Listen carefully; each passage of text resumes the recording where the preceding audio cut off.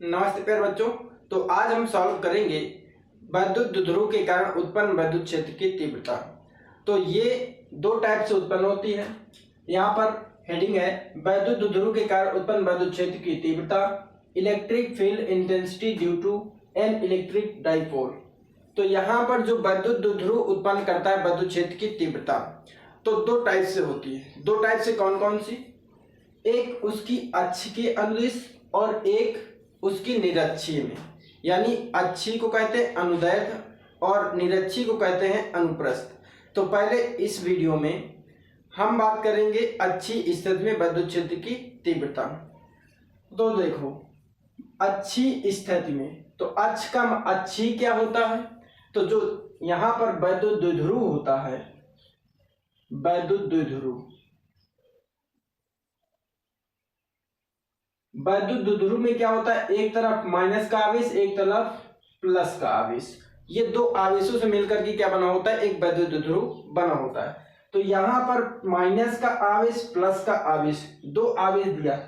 अब इसमें अक्षीय का मतलब इन्हीं दोनों आवेशों से होकर जाने वाली रेखा को अक्षीय रेखा कहा जाता है। समझ में आया? अक्षीय रेखा क्या होती है? इन्हीं दोनों आवेशों से होकर जाने वाली रेखा को अक्षीय रेखा कहते हैं। यानी इन्हीं से आगे इधर बढ़ जाए या इधर बढ़ जाए, वही होगी इसकी अक्षीय रेखा। चलिए अब सॉल्व करते हैं। तो यहाँ पर पहले हमको थ्योरी लिखना पड़ता है। तो पहले यहाँ पर एक वैद्युत द्विध्रुव ले लेते हैं, इसका नाम दे देते हैं ए और बी। तो यहाँ पर एक वैद्युत द्विध्रुव लिया, इसके बाद इसके बीच की दूरी हमने 2L ले लिया। वैद्युत द्विध्रुव के बीच की दूरी क्या है? 2L है। इसके बाद इससे यहां पर इससे बीच में एक बिंदु ले लेते हैं, बिंदु O। इससे R दूरी पर एक बिंदु P है, यहां O वाले पॉइंट से R दूरी पर एक बिंदु P है। इस पर हमको वैद्युत क्षेत्र की तीव्रता निकालना है। तो यहां पर देखो, ये इसका मध्य बिंदु है। ओ क्या है? मध्य बिंदु है। तो यहां टोटल ए से लेकर के बी तक की दूरी कितनी दिया है? 2L। तो ये वाली हो जाएगी L और ये भी L। इतनी यहां पर क्या है? ये वाला हमने चित्र बनाया। अब इस चित्र को जैसे जैसे हमने बनाया वैसे इसकी थ्योरी लिखेंगे। थ्योरी कैसे लिखेंगे? माना ए बी एक वैद्युत द्विध्रुव है, वैद्युत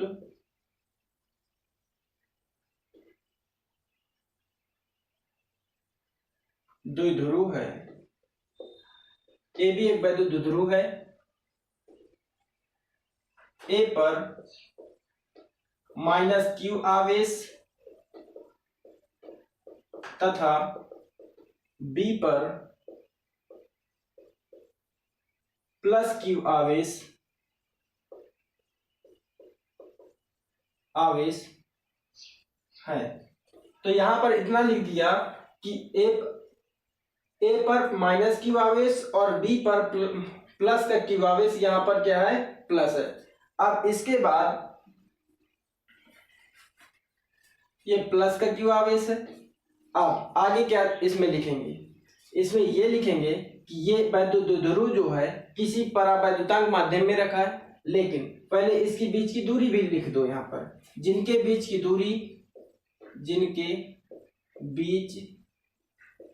दूरी 2L है। आप देखो यहाँ पर इसके बीच किनकी, वैद्युत द्विध्रुव के बीच की दूरी 2L है और इसके मध्य बिंदु इस, और अगर लिखना चाहो तो लिख दो, नहीं तो जितना तुमको समझ में आए चित्र में, जो चित्र बनाया जाता है उसी का यहाँ पर लिखना होता है। जैसे क्लास 10th में रचनाएं की जाती है उसी टाइप से इसमें लिख देना होता है। तो 2L है, इसके मध्य बिंदु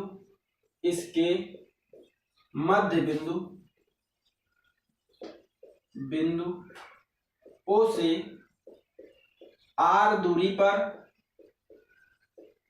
एक बिंदु P है, जिस पर हमें वैद्युत क्षेत्र की तीव्रता, क्षेत्र की तीव्रता ज्ञात करना है। इतनी थ्योरी लिखने के बाद फिर सॉल्व करेंगे।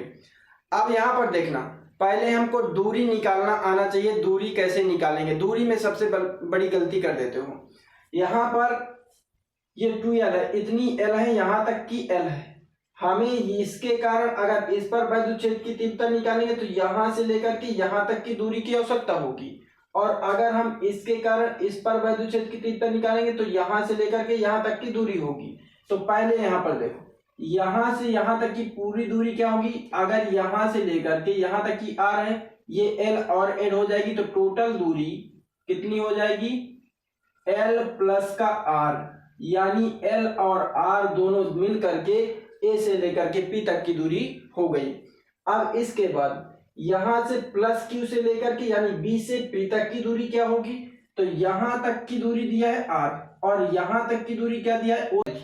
इतनी दूरी निकाल लोगे, क्योंकि हमें यहां इसके कारण इस पर जब वैद्युत क्षेत्र की तीव्रता निकालेंगे तो यहां से लेकर के यहां तक की दूरी लगाएंगे। तो यहां अब वैद्युत क्षेत्र की तीव्रता देखते हैं।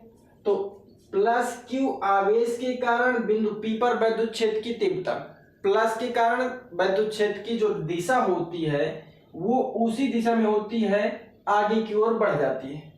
और माइनस के कारण वैद्युत क्षेत्र की दिशा जो होती है उसी डायरेक्शन में वापस आ जाती है, यानी विपरीत दिशा में। ये माइनस का, ये किसके कारण वैद्युत क्षेत्र की तीव्रता होगी? माइनस Q के कारण E A वैद्युत क्षेत्र की तीव्रता निकलेगी। और प्लस इसके कारण प्लस Q आवेश के कारण वैद्युत क्षेत्र की तीव्रता EB हो जाएगी। ठीक है, अब यहां पर लिखेंगे माइनस Q आवेश के कारण वैद्युत क्षेत्र की तीव्रता।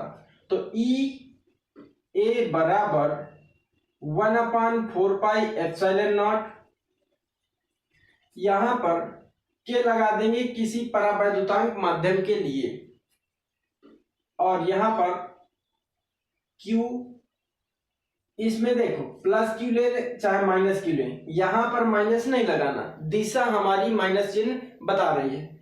Q/r², यहां दूरी होता है, दूरी का फार्मूला कौन सा लगाएंगे? प्लस Q, यहां पर नहीं लिया, यहां पर माइनस Q लिया, तो माइनस Q के कारण तो यहां से लेकर के यहां तक की दूरी AP²।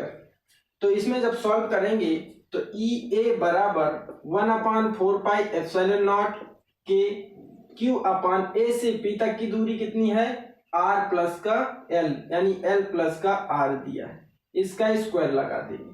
E से A तक की ये हमारी वैद्युत क्षेत्र की तीव्रता निकली 1/4πε0 Q/L प्लस R²। अब इसी प्रकार हमें क्या करना है? प्लस Q आवेश के कारण बिंदु P पर वैद्युत क्षेत्र की तीव्रता, प्लस Q आवेश के कारण बिंदु P पर वैद्युत क्षेत्र की तीव्रता तो इसमें क्या हो जाएगा? EB बराबर 1/4πε के Q/, इसकी दूरी बताओ, यहां Q से लेकर के B से P तक की दूरी होगी, तो यहां पर लिखेंगे BP²। तो EB का 1/4πε0 के Q/B से P तक की दूरी कितना है? R माइनस का L का होल स्क्वायर। माइनस Q आवेश के कारण वैद्युत क्षेत्र की तीव्रता ये निकल करके आ गई, और प्लस Q आवेश के कारण बिंदु P पर वैद्युत क्षेत्र की तीव्रता ये निकल के आ गई। अब हमें क्या निकालना है? इस बिंदु P पर कुल वैद्युत क्षेत्र की तीव्रता क्या होगी, और इसकी इधर की ओर वैद्युत क्षेत्र की तीव्रता हो गई और इसकी इधर की ओर हो गई। अब हमें देखना है कुल कितनी होगी, तो हम इसको मिटा रहे हैं। अब तुम्हें इसको स्क्रीनशॉट ले लेना है और हम आगे बढ़ रहे हैं। यानी बिंदु P पर परिणामी वैद्युत क्षेत्र की तीव्रता, क्षेत्र की तीव्रता इस बिंदु पर कुल वैद्युत क्षेत्र की तीव्रता देखो, अगर कुल निकालेंगे तो E बराबर जो E निकलेगा तो इसकी देखो EB यहाँ पर प्लस के कारण उधर है और यहाँ माइनस के कारण इस डायरेक्शन पर है।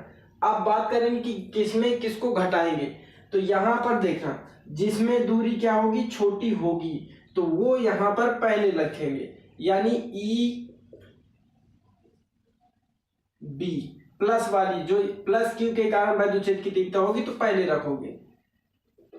EB माइनस EA, ये यहां पर मैं चिन्ह इसलिए लगा रहा हूं वेक्टर का क्योंकि ये दिशा बताता है, ये एक सदिश राशि होती है। तो इसके अब EB की वैल्यू और E से A की वैल्यू रख दोगे तो कुल वैद्युत क्षेत्र की तीव्रता E बराबर इसकी वैल्यू है 1/4 पाई एप्सिलॉन नॉट के Q upon R minus L का whole square minus 1/4 pi epsilon naught के Q upon R plus L का होल स्क्वायर। ये इतना हो गया।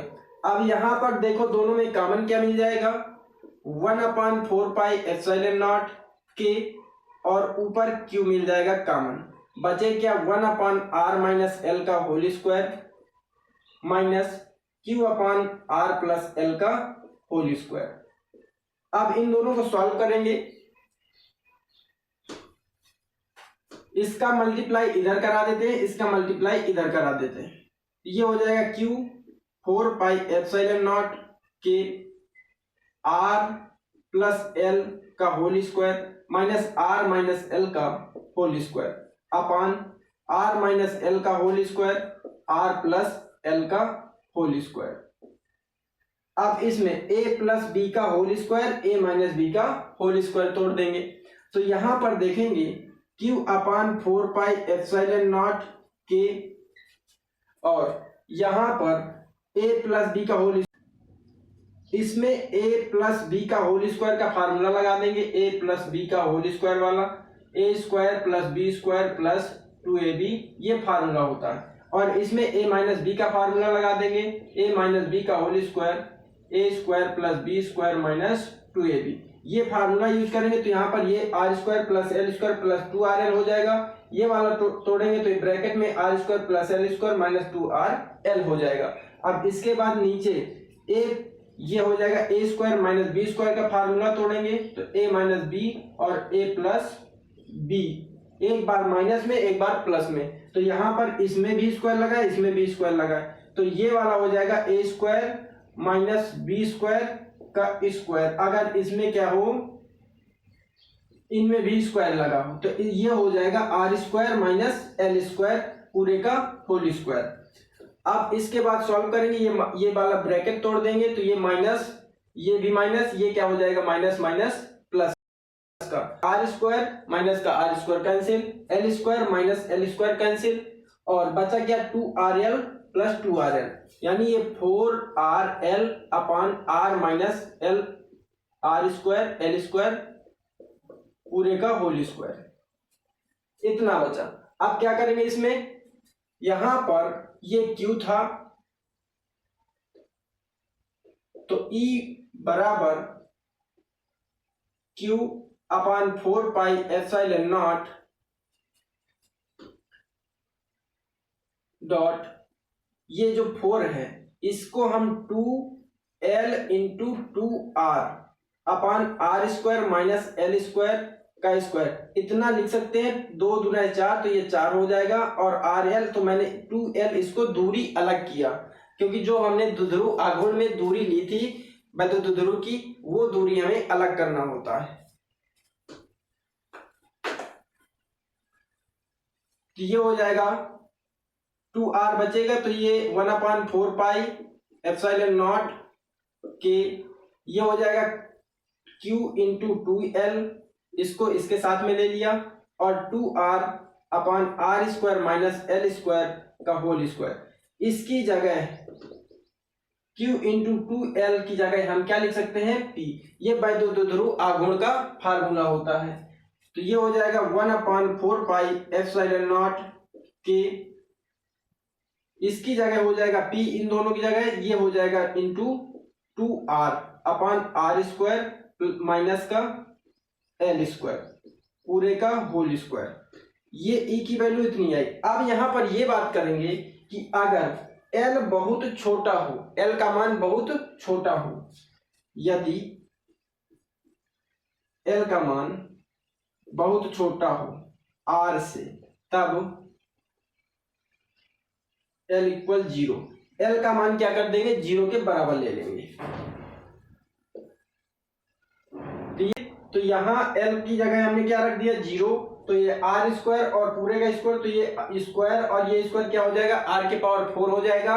और यहाँ पर आर की पावर आर 4 ठो है, यहाँ पर 1 ठो आर है, तो ये वाले यहाँ 3 ठो बचेंगे, 1 ठो कट जाएगा। तो 1/4 पाई एप्सिलॉन नॉट के पी। अब यहाँ पर क्या बचेगा, 2 बचेगा, और यहाँ कितने हो जाएंगे, आर 3 हो जाएंगे। तो ई बराबर 1/4 pi epsilon naught 2p upon R cube. ये वैल्यू आकर के निकल के आ गई। अब यहाँ के क्या है, यहाँ पर लिखोगे निर्वात या वायु के लिए के बराबर 1। निर्वात या वायु के लिए परावैद्युतांक का मान के का मान क्या होता है, 1 होता है। तो E बराबर 1/4 पाई एप्सिलॉन नॉट के 2p अपॉन आर क्यूब। के की जगह 1 हो गया, तो ये वैल्यू निकल करके आएगी।